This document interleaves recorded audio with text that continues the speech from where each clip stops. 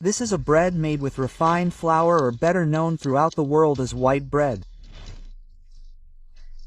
But the chemicals used to achieve this perfect white bread produce spikes in blood sugar, and these constant spikes lead to diabetes and are also associated with other diseases such as obesity, hypertension, and heart disease. Do you really want to eat this or pack it for your children as a school lunch? Option B. This is a whole wheat bread, a healthy product that contains fiber, protein, selenium, phosphorus, iron, magnesium, zinc, and many other nutrients. Well, it seems that the problem is solved, so we can end the video. There is only one detail: this legend that says whole wheat bread is false. It is another fraud of the food industry, and this brown color that pretends to be made with whole wheat flour is obtained through another chemical process that is just as harmful as that of white bread, with the only difference being that they add these pieces of grains so that you have the impression that they are pieces of unmilled wheat seeds that are there because it is not refined. But that is not how whole wheat bread or flour works. This is just a false labeling scam to steal our pockets and play with our health. Do you want to know how to tell real whole wheat bread from fake bread? Why does white bread exist? And why is it so bad for our health? And which brands are behind this huge fraud of false labeling? Well, I'm Victor, and in this video I'm going to tell you. Wonder white bread is so popular in Mexico and the United States because it has a palpable softness. Bimbo whole wheat bread has more than just fiber, and it also has no artificial preservatives.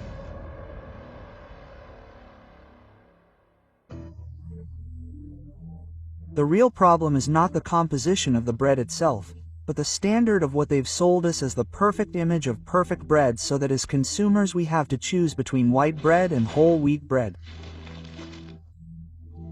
But there's a problem: whole wheat bread practically doesn't exist in supermarkets anymore. It has been silently displaced by a fake replacement. This one that says whole wheat bread, but in reality it isn't. None of these are, not even the most expensive ones.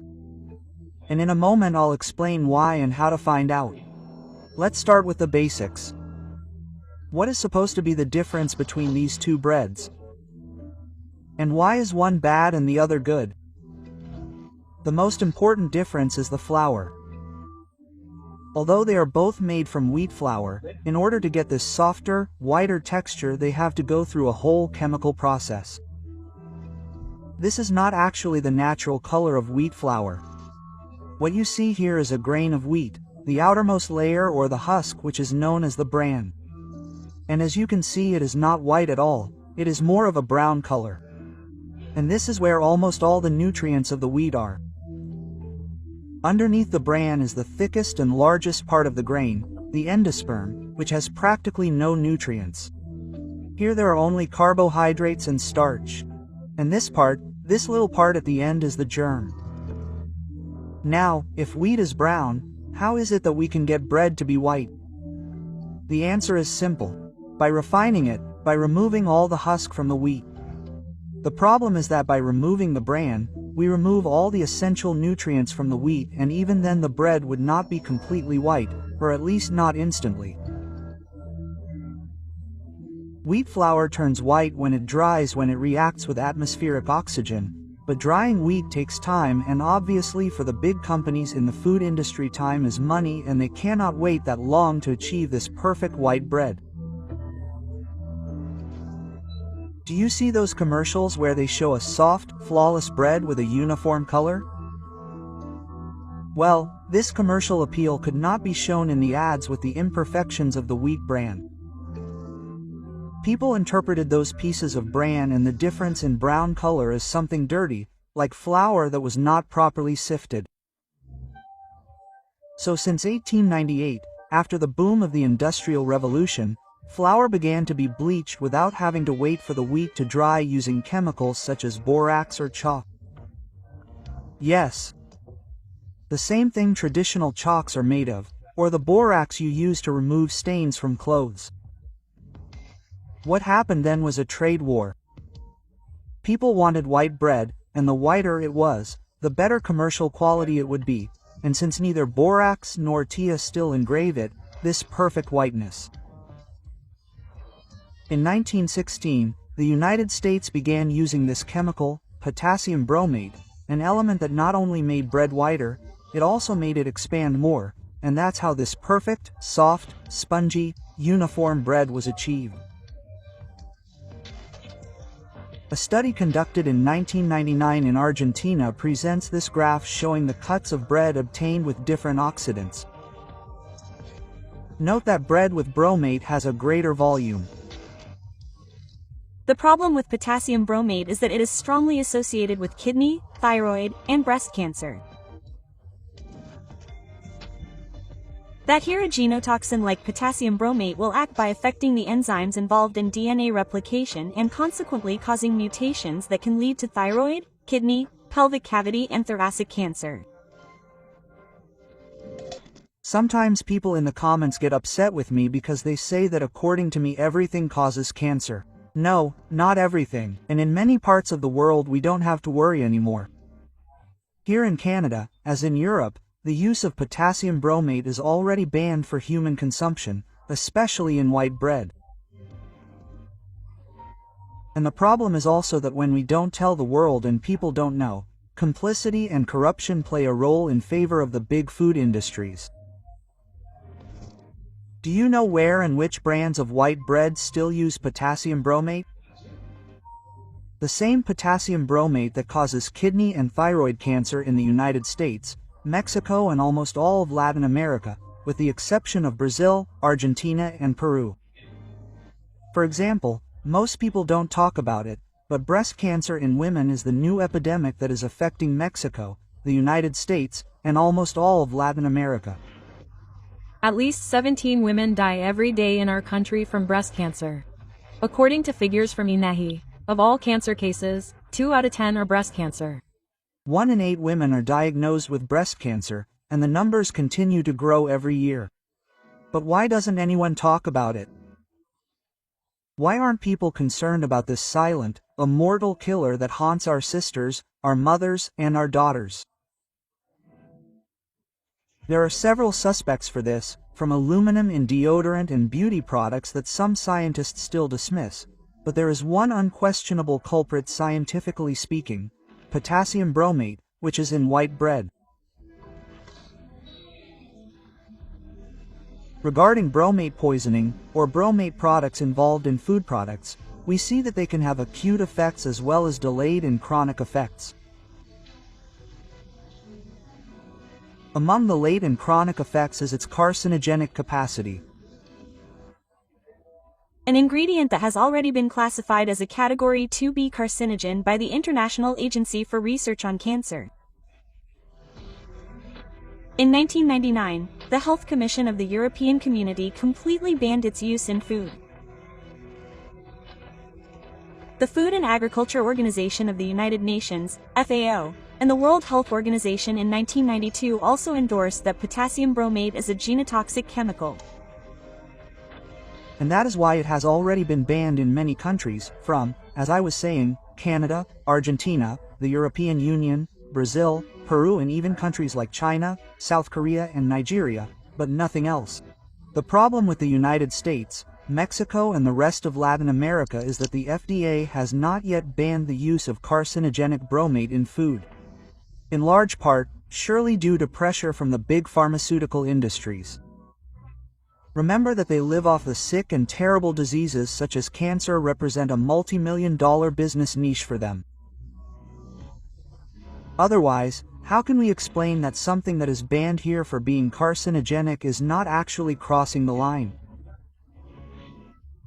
That is why the FDA has been accused of knowing for years that potassium bromate is a cancer-causing ingredient. And how can we be so sure that potassium bromate is carcinogenic? Well, because potassium bromate comes from bromine, which is a dangerous chemical that can cause health problems in both children and adults. In fact, if bromine reaches toxic levels in the body, it can cause, for example, childhood retardation. In children who are exposed to bromine from a very young age, there are developmental problems such as delayed cognitive learning and behavioral skills. And the bad news is that this is what many families unknowingly put in their children's backpacks or breakfast every day. And in adults, people who suffer from Brahmism can be diagnosed with mental disorders, experience fatigue, headaches, memory problems, loss of muscle control, and obesity. But one of the most serious effects is the effect it can cause to our kidneys, kidney failure or even cancer. Potassium bromate is a toxin that can kill human embryonic cells. It also causes hearing problems. When tested on animals, it was discovered that potassium bromate causes a severe auditory imbalance within the inner ear, which can even lead to total loss of hearing. When the thyroid does not function properly due to bromate, it can cause hypothyroidism or hyperthyroidism. Potassium bromate is, in fact, considered a dangerous genotoxin, which means it causes mutations in cells that can lead to cancer. Do you want to know what the worst part is? You will never find potassium bromide in the ingredients of white bread. Many people see this bread and think it is safe. The food industry has cunningly named flour with potassium bromide as fortified flour. Check out these reports, for example. This is a review in Spanish from the famous and prestigious American newspaper Guardian. In 2020, it was revealed that white bread from brands like Bimbo uses potassium bromate to make white bread, with its softness that is precisely white, and in the hand it holds a white bread that contains not only potassium bromate, but also, among other ingredients, pesticides, explosives, petroleum derivatives, chemical bleaches and dough conditioners such as sodarbonamide or acca, which is used to create bubbles in the foams and vinyl plastics that are used to make white bread, and they use it because it is responsible for making it fluffy and white. Of course. And it seems that at this point the least harmful thing for Bimbo is potassium bromate, a chemical cocktail that leads to cancer in the kidney and thyroid. This substance can cause carcinogenic disorders, that is, this substance has been proven to cause kidney tumors. This will cause hydroelectrolytic disorders in the body and affect the peripheral nervous system, specifically the auditory nerve. You can verify this information on your own, but I'll also leave you the links in English and Spanish of some of these news articles that revealed this. According to these same news reports, in 2020 various organizations in the United States asked the FDA, the Food and Drug Administration, to remove the famous Mexican bread with the Bimbo bear from the market. Here in Canada, for example, the Bimbo bread brand continues to be sold, but of course, none of these chemicals are used here because they are prohibited for human consumption. Meanwhile, in Mexico and the rest of Latin America, Bimbo continues to sell its original version of the poisonous Bimbo white bread, either with the complicity or ignorance of the authorities who allow it and will continue to allow it until we raise our voices. Every morning, millions of families in Latin America and the United States take sandwiches made with Bimbo bread and other brands to school for their children, unaware that they are feeding them bread made with toxins, according to these reports, made with chemicals that are also used in pesticides, explosives, petroleum derivatives, chemical bleaches and, least of all, I repeat, potassium bromate. But this has not been the first time that companies like Bimbo have been involved in accusations against health. Their white bread is also accused of containing dextrose and maltodextrin, which cause irregular elevations in blood glucose levels that lead to diabetes. Of course, and although this video is not just about Bimbo white bread, I wanted to make a brief aside about it because I am Mexican and this bread is still sold in many parts of Latin America and the United States, where there are still no regulations prohibiting it. Something urgent needs to be done about this. But now, how can we tell the difference between fake whole wheat bread and real whole wheat bread? It's actually very simple. The first thing you should do is not get carried away solely by the word whole wheat that's always on the front of the wrapper.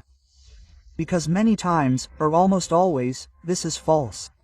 Even if you read the list of ingredients on the back of this bread, it says it's made with whole wheat flour, but it doesn't say what percentage. It also says it's made with refined flour. In the case of the United States and Latin America, it will most likely contain potassium bromate and other chemicals, because what they actually do is add a little bit of whole wheat flour and top it off with refined flour. As long as it has more than 50% whole wheat flour, like in this case, they can label it as whole wheat bread, even if it's not. And some others, like Bimbo whole wheat bread, don't even specify what percentage of each thing there is. It just says whole wheat flour, without giving us more details about whether it's 100% or what the exact portion is. Of course this is fraud, but the food industry defends itself by saying that it is not a deception, because in reality they never said on the front of the packaging that it was 100% whole wheat flour. And of course, to make it look whole wheat they add these artificial colorings that in turn contain carcinogenic substances in many cases, and they also add these small remains of seeds to make it look 100% whole wheat. But they are not necessarily pieces of wheat. Sometimes they are other cheaper products such as flaxseed. That is why in European countries such as Spain, a law has already been enacted to tie the hands of these fraudulent companies in the also known as the False Labeling Law or Royal Decree 30,829, which requires that only those breads that have 100% whole wheat flour used in their entire production can be labeled as 100% whole wheat, that is, with the bran, germ and endosperm. But if you are interested in learning more about this, you can watch Alba's channel on her Latin Mommy channel that I'll leave here in the video description. She will help you differentiate between these two. And if this video has helped you learn something new, valuable for you and your family, help me by subscribing to the channel and tell me in the comments if in your country you have bought fake whole wheat bread thinking it was real and what brand it was. That way we can all help each other be warned. I'll see you in the next one.